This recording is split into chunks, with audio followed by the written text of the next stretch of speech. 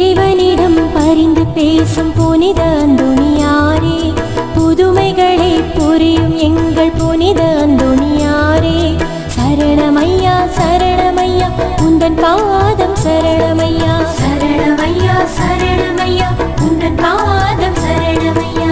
இறைவனிடம் பரிந்து பேசும் புனித